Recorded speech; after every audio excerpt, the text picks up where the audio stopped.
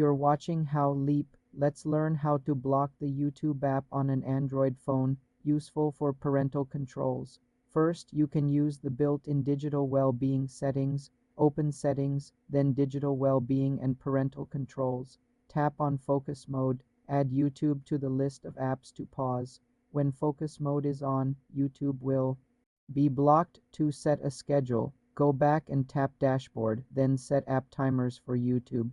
Set a timer for 1 minute. When the time is up, the app will be blocked for the rest of the day.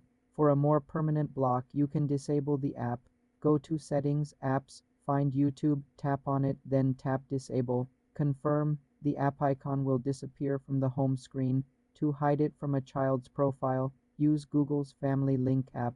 Install Family Link on your phone. Create a child account for the device and link it. In Family Link, select your child's account, tap Manage Settings, then Filters on Google Play. You can block YouTube here. You can also use a third-party app blocker like AppLock to password protect YouTube. These methods help restrict access. Remember, a determined user may find workarounds, so combining methods is best. For more simple computer tutorials, subscribe to the channel.